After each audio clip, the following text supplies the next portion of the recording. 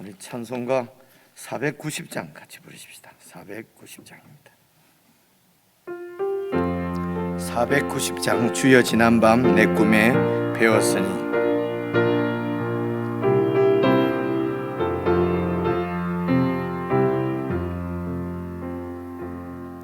주여 지난밤 내 꿈에 배웠으니 그 꿈 이루어 주옵소서. 밤같이 내 계시로 보여주사 항상 은혜를 주옵소서. 나의 놀라운 꿈 정녕 남이 끼는 장차 큰 은혜 받을 편이.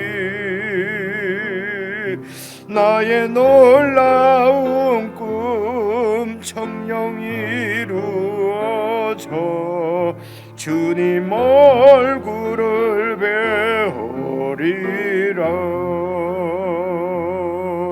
마음 괴롭고 아파서 낙심될 때 내게 소망을 주셨으며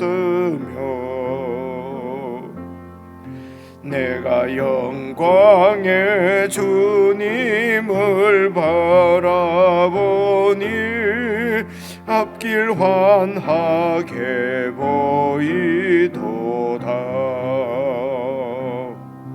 나의 놀라운 꿈 정녕 남이 끼는 장차 큰 은혜 받을 편이.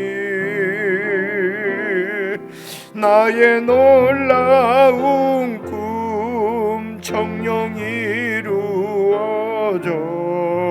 주님 얼굴을 배우리라. 세상 풍조는 나날이 변하여도 나는 내 믿음 지키리니. 인생 살다가 죽음이 꿈 같으나 오직 내 꿈은 참되리라. 나의 놀라운 꿈 정녕 남이 끼는 장차 큰 은혜 받을 편이. 나의 놀라운 꿈 정녕 이루어져 주님 얼굴을 배우리라.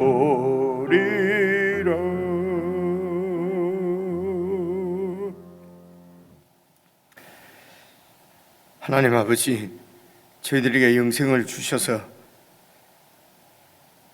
참 소망 가운데 살아가게 하심을 감사를 드립니다. 아버지 하나님, 저희들이 이 땅을 살면서 우리를 사랑하신 사랑하는 주님을 만나 뵐 소망을 가지고 주님께서 이 세상을 재판하시러 다시 오실 때에 참으로 사랑하는 주님, 꿈에도 그리던 주님을 우리가 교회 안에서 성령님 안에서 공동체와 함께 주님을 만나고 주님과 함께 영원히 거할 참 소망을 가지고 이 땅에서 세속에 물들지 아니하고 우리를 사랑하신 주님을 믿는 믿음을 지키며 주님과 온전한 연합을 이루어서 정말 살아계신 우리 주님의 사랑과 은혜를 증거하며 그 향기를 흩날리며 살아갈 수 있도록 우리가 마음을 늘 주님께 두고 굳건히 우리의 믿음을 지키며 살아갈 수 있도록 성도들을 붙들어 주시기를 간절히 기도합니다. 혼자가 아니요 홀로가 아니라 공동체와 함께 지체들과 함께 이 소망의 삶을 살아가게 하심을 감사합니다. 매일 우리에게 주신 사랑하는 주님의 말씀을 함께 묵상하며 그 말씀 가운데서 우리의 정체성을 늘 발견하고 기억하고 새롭게 하며 우리를 사랑하신 주님을 만나 배울 소망과 그 주님의 임재 가운데 이 믿음을 함께 지키며 살아갈 수 있도록 교회를 세우시고 교회 가운데 거하는 복을 주셔서 참으로 감사를 드립니다. 이 주님의 은혜 가운데서 우리가 벗어나지 아니하도록 늘 사랑하는 주님의 은혜와 사랑 가운데 거할 수 있도록 성령 하나님 충만하게 교회 가운데 역사해 주시기를 간절히 바라고, 오늘도 함께 묵상하는 말씀이 우리의 삶을 붙들고 인도하시는 놀라운 은혜를 경험할 수 있도록 이 아침도 은혜를 베풀어 주시옵소서. 우리 주 예수님 이름으로 기도드리옵나이다. 아멘. 우리 하나님의 말씀은 시편 구약성경 862페이지 시편 80편 말씀입니다. 시편 80편. 우리 시편 80편 1절부터 19절 전체 말씀을 한 말씀씩 나누어서 시를 낭송하는 마음으로 그렇게 천천히 함께 읽겠습니다. 1절을 제가 먼저 읽겠습니다. 요셉을 양떼같이 인도하시는 이스라엘의 목자여 귀를 기울이소서. 그룹 사이에 좌정하신 이여 빛을 비추소서. 에브라임과 베냐민과 므낫세 앞에서 주의 능력을 나타내사 우리를 구원하러 오소서. 하나님이여 우리를 돌이키시고 주의 얼굴빛을 비추사 우리가 구원을 얻게 하소서.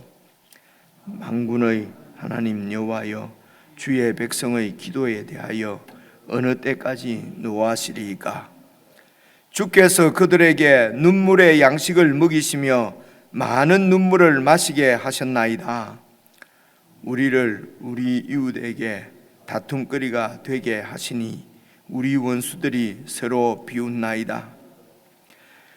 만군의 하나님이여 우리를 회복하여 주시고 주의 얼굴의 광채를 비추사 우리가 구원을 얻게 하소서. 주께서 한 포도나무를 애굽에서 가져다가 민족들을 쫓아내시고 그것을 심으셨나이다.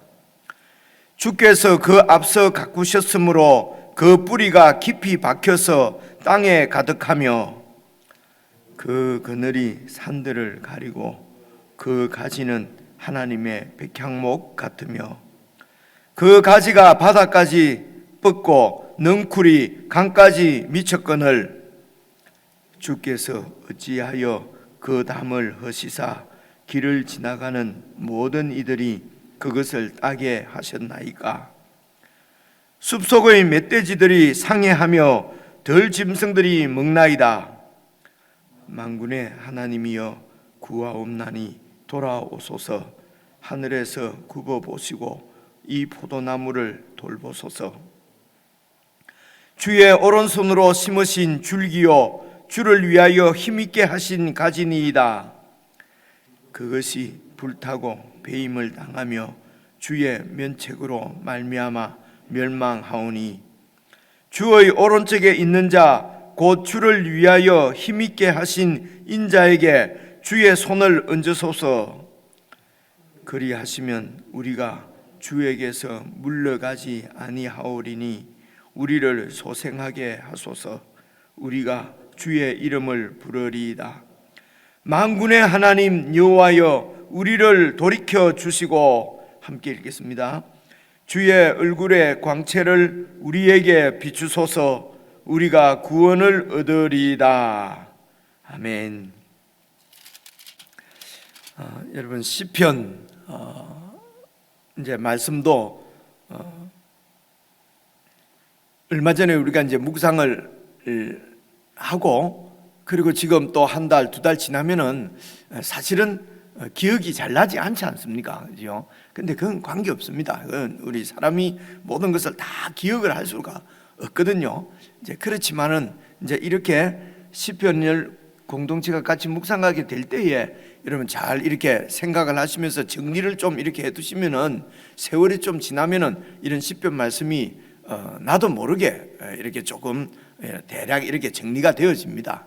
자, 그런 뜻에서 여러분 시편은 이게 그 5권이 한 권으로 시편 한 권으로 이렇게 묶여 있다는 말씀을 이제 이렇게 시편 말씀 묵상할 때마다 제가 드린 것 같은데요. 이제 5권으로 이렇게 되어 있고요. 오늘 이 80편 정도는 여러분 대략 5권이면은 이 한 편이 5를 나누면은 이제 한 권에 30권 정도로 보면 되지 않습니까? 그죠? 근데 뭐 꼭 그렇지는 않습니다. 대략 이제 이 시편을 우리가 조금 이렇게 머리에 넣어 두려고 이제 이런 얘기를 드리는 것입니다. 그러면은 이제 이 3권이 끝나는 것은 30 하면 90편 정도까지 이렇게 하면 3권이 끝나는 걸로 대략 그렇게 되지 않습니까? 그죠? 그래서 이제 이 지금 오늘 우리가 80편을 묵상을 하니까 80편은 아마 대략 3권에 정도 3권에 들어가 있는 내용이에요.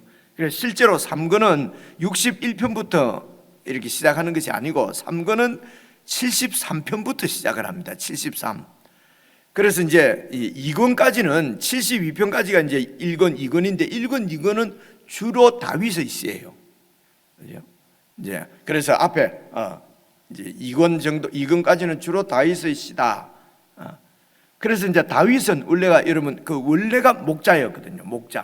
목동이었단 말입니다. 그죠? 아버지의 양을 치는 목동이 뭐 특별히 다윗이 그런 것이 아니라 그 당시 그 팔레스틴 가나안 땅에는 목축이 하는 것이 이제 그게 그 환경 자체 우리나라 같은 경우는 논농사 뭐 이렇게 있지 않습니까? 그죠? 그리고 또 제가 조금 살다 온 그곳에는 또 논농사는 없고 그냥 밭농사 뭐 이제 이렇게 지역에 따라서 그래서 이제 가나안 땅이 있는 곳에는 목축이 잘 되는 곳입니다. 그러니까 이제 많은 직업을 갖고 있는 많은 사람들이 이제 주로 목동이었겠지요. 그래서 이제 다윗의 시편에 보면은 뭐 23편 같은 여호와는 나의 목자시니 이런 게 이제 다윗의 대표적인 시란 말입니다. 그래서 이제 이런 목자와 이런 이 양들 이런 관계를 이제 하나님께서 목자가 되시고 그리고 그 이스라엘 백성들을 하나님의 그 양들 이렇게 이제 표현이 이제 가능한 것이죠. 그래서 이제 어쨌든 1권, 2권은 주로 다윗의 시였다. 그리고 이제 3권이 73편부터 시작돼서 89편에 끝나요. 이 3권은 꼭 거의 90편 하면 이렇게 끝납니다. 89편까지가 이제 이렇게 그 3권인데 3권은 이제 여러분 73편부터 오늘 여러분 그 80편 그 제 표제에 의해 보면 아삽의 시 이렇게 되어 있지 않습니까? 그죠? 3권이 시작되는 73편부터는 아삽의 시입니다. 아삽의 시가 그래서 이제 우리가 저번에 한 달 전, 2달 전에 시편 말씀을 묵상할 때 그때도 아삽의 시였어요. 아삽의 시가 73편부터 83편 내일하고 그다음 그 83편까지가 이 아삽이라고 하는 사람이 지은 표제어가 아삽의 시라고 되어 있습니다. 그래서 이제 73편부터 83편까지 11편이 아삽의 시인데 그 중에 오늘 80편이니까 아삽의 시란 말입니다. 그죠? 그래서 이제 이 아삽은 말씀드렸듯이 이제 그 구약 교회의 찬양대 지휘자라고 말씀을 드렸습니다.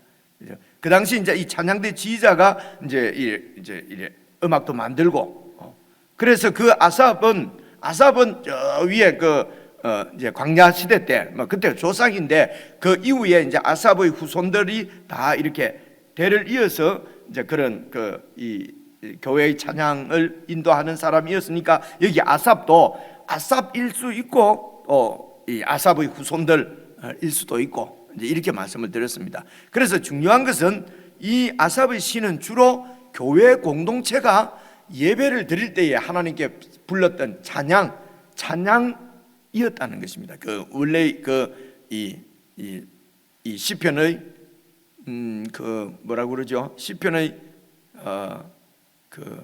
이제 무엇 하던 시편이냐면은 주로 이제 공동체가 하나님께 예배를 드릴 때 그래서 이 노래를 통해서 그 공동체의 정체성을 함께 공유하는 것이죠. 그래서 노래가 예나 지금이나 노래가 음악이 그렇게 중요한 것입니다. 같은 음악을 부르는, 같은 노래를 부르는, 그래서 같은 신앙을 고백하는 것이죠. 그러면서 같은 신앙 공동체 안에 소속이 되는 것이거든요. 그죠? 그래서 이제 이 예배는 그래 주로 이제 노래로 우리가 이렇게 불려지는 것을 볼 수가 있지 않습니까? 그래서 이 찬양이 아주 중요합니다. 예배의 이제 핵심적인 요소가 되는 것이죠. 그래서 이제 저희 교회는 그래서 보통 이제 여러분 그 교회 역사를 이렇게 좀 보시면은요, 주로 유대교는 의식이 제사가 중요하지 않습니까? 제물을 잡아서 성전은 그러니까 예배가 제사, 이 동물 제사 예배거든요. 그리고 이제 이렇게 소위 우리가 이제 가톨릭이라고 얘기하는 이제 중세 시대 그때 이제 천주교는 의식이 아주 중심이었습니다. 이렇게 의식을 행하는 것이. 그리고 이제 우리가 이제 마르틴 루터 여러분 들어보시지 않습니까? 종교 개혁을 해서 개신교가 이제 탄생을 하지 않습니까? 그래서 개신교는 그런 의식이 아니라 이제 이 말씀이 핵심이 돼야 된다. 이렇게 해서 이제 설교가 예배의 대부분을 차지하게 되고, 그리고 이제 설교를 하는 이제 이 목회자들, 목사들의 이 말씀이 아주 핵심이고 예배의 중요한 부분이니까 그 말씀을 담당하는 목회자들이 아주 권세가 있고 아주 중요한 사람인 것처럼 그렇게 비치게 된 것입니다. 그런데 이제 여러분이 조금 불편하실 수도 있습니다. 목사도 여러분하고 똑같은 아무것도 아니다, 특별한 무슨 위치에 있는 것이 아니라는 이런 말씀을 많이 드렸는데요. 이제 이런 말씀은 이제 연세가 좀 드신 이런 이제 그리스도인들은 제가 드리는 말씀이 좀 불편할 수도 있어요. 그래서 목회자가 아무것도 아니다 하는 것은 목사들을 무시해도 좋다는 말씀이 아니고, 여러분 이렇게 말씀을 가르치고 하는 이런 목자도 구약의 목자도 사실은 하나님의 양들을 위해서 있는 거거든요. 양들을 위해서 있는 이제 이런 그러니까 구약의 이스라엘의 왕들도 세상 나라의 왕은 그 나라의 주인이 자기예요. 그런데 이스라엘의 왕은 권세가 있는 왕이지만 그 권세를 하나님께서 왜 주셨느냐? 하나님의 양들인 하나님의 백성들을 치게 하려고, 어린 양들을 치게 하려고 목자로 세우셨습니다. 그러니까 목자가 중요하지요. 근데 목자가 중요한데 그 중요한 목자가 왜 중요하냐 하면은 하나님의 그 양들이 하나님의 것이기 때문에 그렇습니다. 그 하나님의 양들을 치기 위해서 목자를 세우신 거거든요. 그래서 제가 목사가 별거 아니다 자꾸 이런 말씀 드리는 것은 다른 뜻이 아니고 성도들이 그만큼 중요하다는 것입니다. 성도거든요. 하나님의 아들, 하나님의 딸, 하나님의 자녀들을 믿음으로 잘 세우기 위해서, 그러니까 하나님의 자녀들, 하나님의 양들을 잘 이끌도록 하나님이 세운 목자가 목사라고 한다면은, 그죠? 그럼 목사가 중요하다 이렇게 해서 거기에 비해서 양들이 덜 중요한 것처럼 비치게 하는 이것 때문에 제가 그러는 거죠. 목사가 귀할 수 있습니다. 그런데 귀한 것은 양들 때문에 하나님이 세우신 직분입니다. 그러니까 목사님들이 겸손할 수밖에 없습니다. 내 양이 아니고 하나님의 양을 치는 일꾼들이기 때문에 정말 하나님의 뜻을 잘 살펴서 잘 겸손하게 하지 않으면은 목자들이 심판받는 것이요. 그죠? 그래서 어떤 의미에서는 저 혼자 책임 안 지려고 자꾸 여러분이 중요하다고 말씀드리는 것입니다. 여러분들에게도 하나님의 말씀이 다 있습니다. 우리 목사가 잘못 가르쳐 주셔서 잘못 갔다 이런 말은 이제는 통하지 않습니다.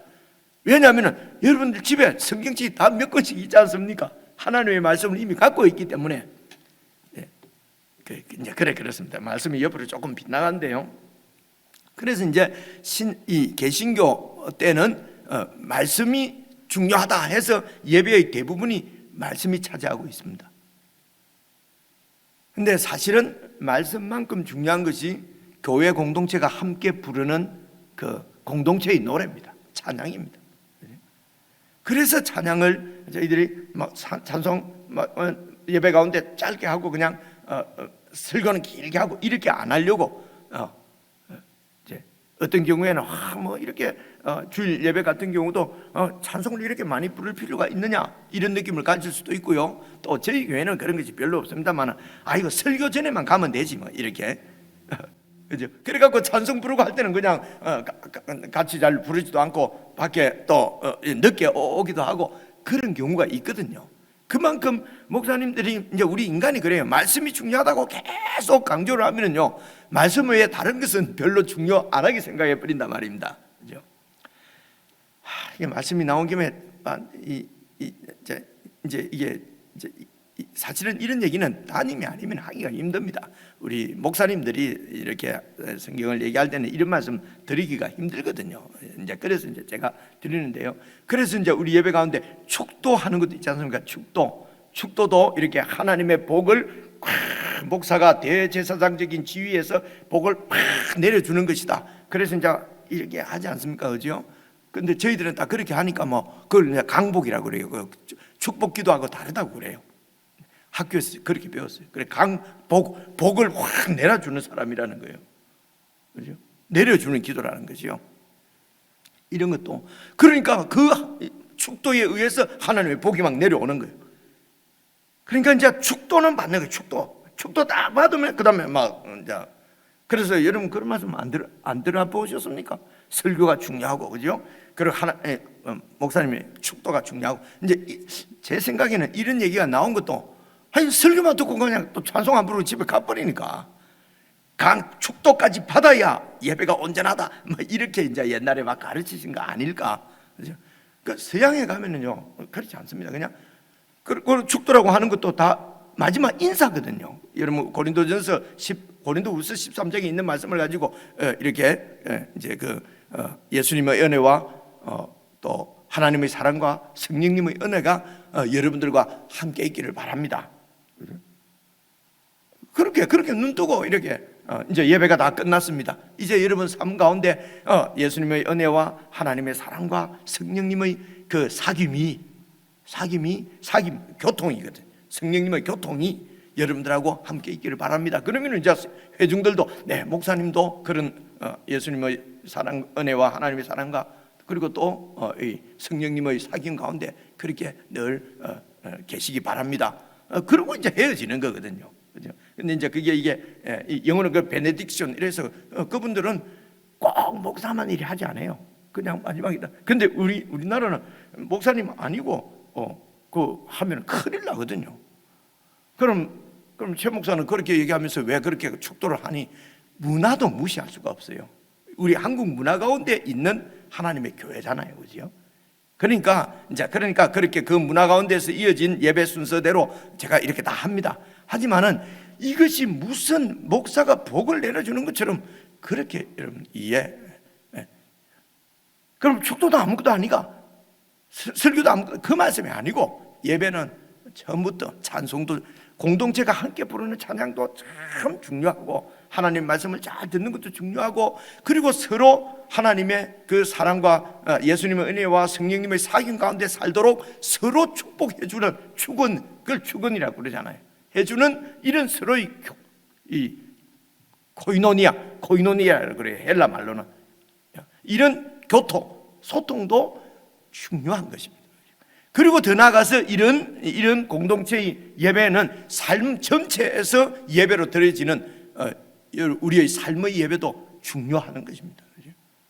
그래서 오직 소위 죄송합니다. 주일날 그죠? 주일날 11시 예배 1시간 딱 그는 예배고 그다음 나머지는 그냥 공인 이렇게 하고 이렇게 하는 것이 아니라 말입니다. 그래서 제가 말씀을 드리려고 하는 것은 전체가 다 예배의 의식은 우리의 삶부터 공동체가 함께 드리는 예배가 다 중요하고 그래서 말씀은 말씀대로 말씀이 없으면 하나님의 뜻을 알 수가 없으니까 우리가 신앙을 세워갈 수가 없는 것이죠. 어떻게 살아야 될지 모르는 것이요. 함께 부르는 찬송 공동체가 없으면 또 우리가 믿음을 지킬 수가 없지요. 그래서 공동체가 한 믿음을 가지려고 하면 공동체가 함께 부르는 찬양 이렇게 이 중요한 공동체의 노래도 중요한 것입니다. 그래서 이 80편 이 아삽의 시는 주로 이런 공동체가 예배 가운데 불렀던 노래다. 그래서 여러분 80편의 그 제일 위에 그 표제어를 보면은 아삽의 시 인도자를 따라 소삼리 에토세 맞춘 노래다. 인도자를 따라서 부르는 거니까 공동체가 같이 부르지 않습니까? 그래서 소사님 에두스 뭐냐? 소사님 이거는 무슨 꽃 이름, 꽃 이름 이런 건데 이제 이런 것이 소사님 에두스에 맞춘 노래라고 하니까 어떤 그 노래를 어떻게 부르려고 하는 음악 지시일 것이다. 근데 정확하게 몰라요. 그래서 이제 이 히브리 사람들이 이제 예배 지금도 유대인들이 노래 부를 때는 이제 요즘은 유튜브 이런 데도 나오더라고요. 요셉을 향대 그들 멜로디가 있어요. 그런 게 이제 어떤 식으로 불러라 하는 이런 게 우리 옛날 시조 이런 거 부르듯이 말입니다. 그런 게 있는 것 같아요. 그리고 이제 내용을 보시면은요. 내용을 보시면은 1절부터 3절까지만 한번 봐보십시오. 보시면은 요셉을 양떼같이 인도하시는 이스라엘의 목자요. 제가 자세하게 설명을 드릴 지금 시간이 좀 안 되는 것 같습니다. 그죠? 그래서 여기 그냥 보시면은 요셉을 양떼같이 인도하시는 이스라엘의 목자가 바로 하나님입니다. 하나님이 요셉은 뭡니까? 요셉은 여러분 그 이스라엘 백성 중에서 이스라엘 민족이 야곱의 그 12아들이 하나님께서 약속하신 대로 민족을 이루는 것은 그 애굽에서 민족을 이루잖아요. 그 애굽에서 민족을 이루는데 가장 크게 공헌을 한 아들이 12아들 중에 요셉이지 않습니까? 요셉이 애굽의 총리였지 않습니까? 그죠? 그래서 이제 12지파 할 때도 요셉은 두 몫을 받아요. 그래서 요셉의 큰아들이 므낫세고 작은아들이 에브라임입니다. 므낫세와 에브라임이에요. 그렇죠? 그래서 그 다음에 2절을 한번 봐보십시오. 2절 보시면요, 에브라임과 베냐민과 므낫세 앞에서 주의 능력을 나타내십시오 이랬지 않습니까? 그러니까 에브라임과 므낫세는 이게 이제 요셉의 아들들이고 요셉이고, 베냐민은 요셉의 동생이지 않습니까? 원래 요셉하고 베냐민이 한 배입니다. 한 배. 라헬의 아들입니다. 12 중에서 요셉이 11째, 베냐민이. 그래서 이제 이 에브라임과 베냐민과 므낫세는 이제 요셉과 요셉의 동생이 연상이 되고요. 그래서 이 요셉의 아들인 에브라임이 북쪽 이스라엘의 대표적인 지파가 돼요. 남북으로 나눠졌을 때 남쪽은 유다고 유다, 북쪽은 에브라임이거든요. 에브라임이 바로 그 아버지가 요셉입니다. 그리고 그래서 이제 북쪽을 대표하는 지파는 에브라임 지파인데 바로 요셉 지파죠. 그러니까 그런데 지파는 요셉은 두 개로 나눠진 게 므낫세와 에브라임이라면 그 동생인 베냐민 이렇게 해서 주로 북쪽 이스라엘을 대표하는 지파로 보여져요. 그래서 이제 이 80편은 주로 북이스라엘이 아수르의 침략을 당했을 때, 그래서 완전히 결국은 아시리아에게 BC 721년 멸망하거든요. 그죠? 이제 그런 멸망당한 이제 이런 그리고 이런 완전히 멸망한 건 721년이지만은 그 사이에도 여러 번 침공이 있어갖고 침략을 받게 되면 거의 죽은 거나 마찬가지 되지 않습니까? 그죠? 그렇게 이제 전쟁 가운데 그래서 이것은 그리고 어제 우리가 함께 읽은 79편을 보시면은요, 79편 1절 한번 봐보세요. 하나님이여 이방 나라들이 주의 기업의 땅에 들어와서 주의 성전을 더럽히고 예루살렘이 돌무더기가 되게 하였나이다. 어제 우리가 묵상한 79편은 주로 포커스가 남쪽 유다지요. 예루살렘이 무너지고 이런 얘기가 나오잖아요. 그래서 이제 이런 것을 가지고 주로 어느 시대일 것이다 하는 것을 이렇게 짐작을 합니다. 그런데 그런 어느 시대가 사실은 중요한 것은 아니고요. 이제 이런 이스라엘 그래서 이제 80편은 꼭 북쪽 이스라엘만을 얘기한다 이렇게 볼 수도 없어요. 북쪽이 멸망하고 그리고 이제 남쪽 유다만 남았을 때도 이제 남쪽 유다는 원래는 요셉 지파까지도 다 포함하는 그 다윗 왕국은 분단이 된 것이 아니고 하나였거든요. 그러니까 남쪽에 이제 북쪽이 멸망했을 때 남쪽에서도 계속 북쪽 이스라엘도 우리 형제들도 회복되기를 기도하지 않겠습니까? 그죠? 그러니까 이제 이것을 이제 이 내용을 이해하기 위해서 시대를 잘 살펴보지만은 그냥 구약 교회 공동체가 함께 불렀던 찬송으로 이렇게 우선 이해를 하는 것이 제일 낫습니다. 그죠? 그리고 한번 보십시오. 1절에 그러니까 하나님은 어떤 분입니까? 이스라엘 백성들이 목자가 되시고, 그리고 그룹 사이에 자정하신다는 말은요, 그룹은 여러분 아시는 대로 지성소 안에 있는 언약궤가 바로 거기가 하나님의 보좌라고 그랬지 않습니까? 그 보좌 위에 앉으신 분이란 말입니다. 그래서 이 그룹 사이에 자정하신 하나님은 온 세상을 통치하시는 왕입니다. 그 왕께서 이스라엘의 요셉의 그 목자가 되신다는 거예요. 그런데 3절을 보시면, 2절을 계속 보시면요, 에브라임과 베냐민과 므낫세 앞에서 주의 능력을 나타내셔서 우리를 구원하러 오소서. 하나님이 우리를 돌이키시고 주의 얼굴빛을 비추사 우리가 구원을 얻게 해주십시오. 그러니까 완전히 멸망 직전이든지 침략을 당했든지 막 하여튼 어려운 가운데 있는 거예요. 쭉 내려가서 마지막 한번 봐보십시오. 19절 보시면은요, 만군의 하나님 여호와여. 이 만군의 하나님 여호와가 그룹 사이에 자정하신 하나님이에요. 이것을 시편에서 이제 주로 시에서 숨이 일체 뭐 이렇게 표현합니다. 앞에 있는 그 표현하고 마지막 표현하고가 이게 연결이 됩니다. 같은 말이에요. 19절 보시면 만군의 하나님 여호와여 우리를 돌이켜 주시고 주의 얼굴의 광채를 우리에게 비추소서. 우리가 구원을 얻으리이다. 그래서 이제 구원은 이제 회복인데요, 회복되는 것이 두 가지입니다. 보십시오. 19절 보시면은요, 만군의 하나님이여 우리를 돌이켜 주시고, 그러니까 하나님으로부터 이렇게 멀어져 있는 우리를 돌이켜 달라는 것입니다. 하나님께로. 그죠?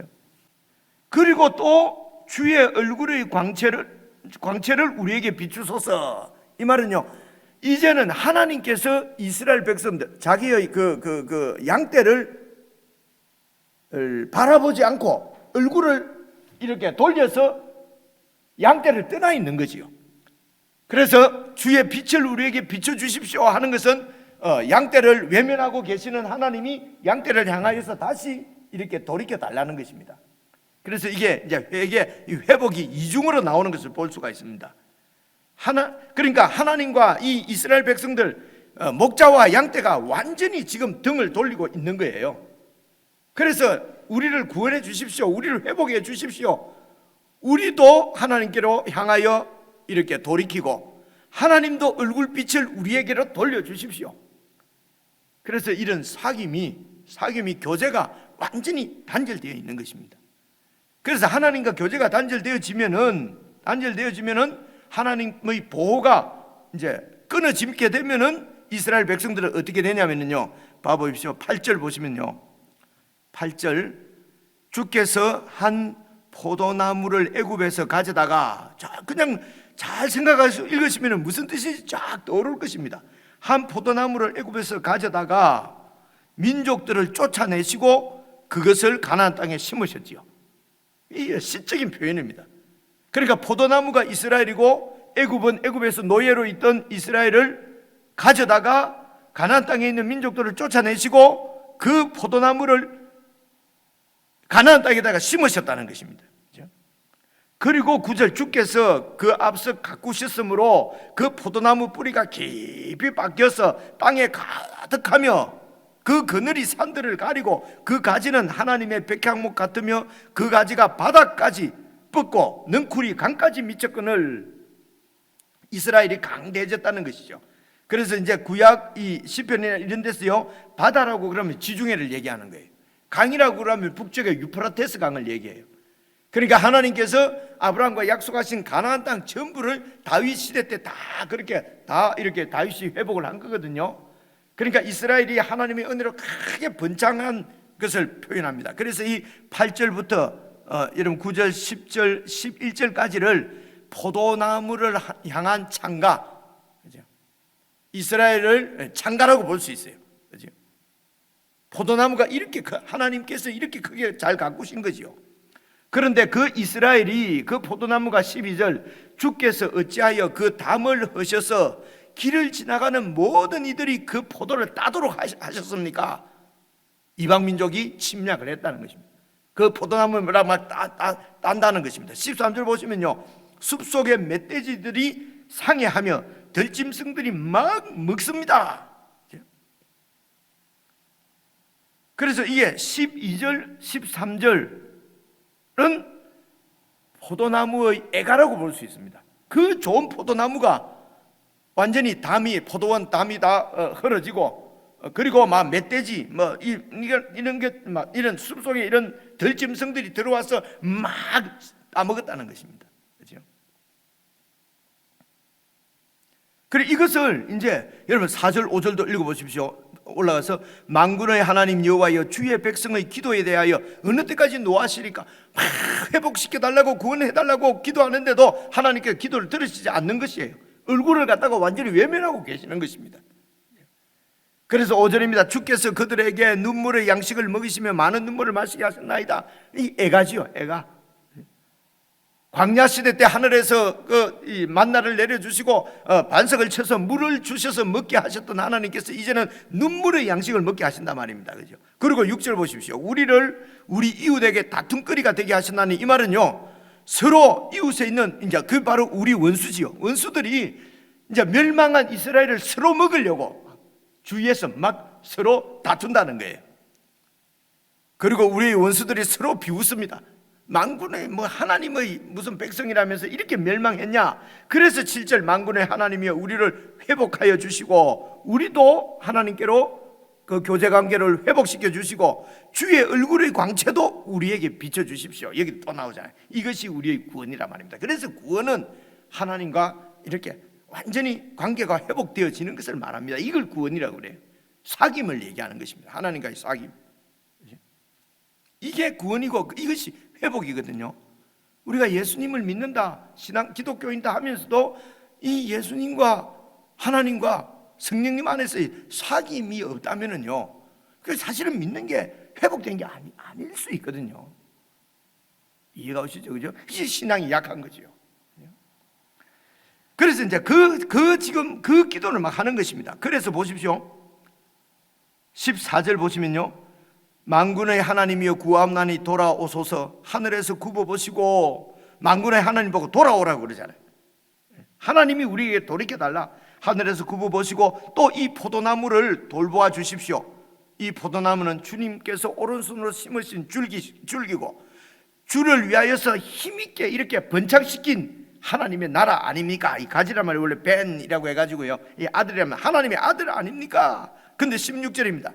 그 포도나무가 불타고 배임을 당하고 주의 면책은요 얼굴 앞에 책망이라는 거예요. 주님께서 자기들을 책망하셔서 그래서 이렇게 된 것을 이제 아는 거예요.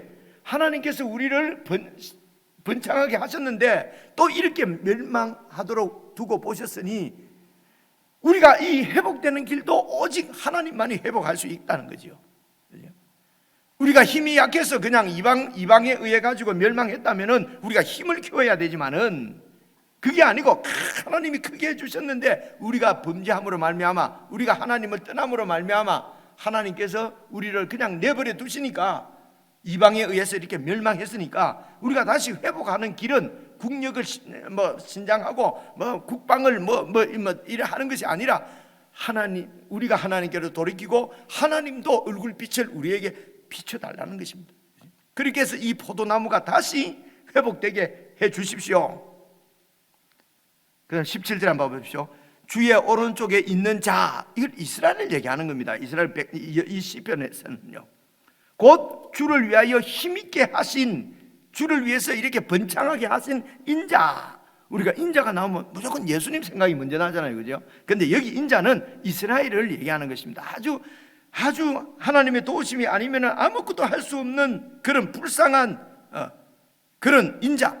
그 인자가 뭡니까? 주를 위해서 힘있게 하신 인자인데 완전히 지금 멸망 직전에 있으니까 인자에게 주님의 손을 얹어서서 주님 도와주십시오. 그리하시면 우리가 주에게서 물러가지 않고 주님을 떠나지 않고 우리를 소상하게 하소서. 우리가 주의 이름을 부르면서 찬송하면서 주님과 교제를 하겠습니다. 이 말입니다. 이게. 그래서 이런 이스라엘의 포도나무를 다시 이렇게 힘있게 좋은 포도나무로 회복시켜달라고 하는 기도는 이스라엘 역사에서 이루어지지 않습니다. 어느 날 한 젊은이가 십자가에서 다 이루었다 하고 죽으시기까지는 이 기도가 응답이 되지 않습니다. 하나님의 아들이 오셔서 이 하나님의 아들이 그래서 참 포도나무라고 얘기를 합니다. 참 이스라엘이지요. 참 이스라엘이신 하나님의 아들 예수님이 십자가에서 죽으시고 우리의 죄를 다 청산하시고 부활하셔서 포도나무가 되셔서 이제는 누구든지 포도나무에 접붙임을 받으면은 참 포도나무의 열매를 맺는다는 것입니다.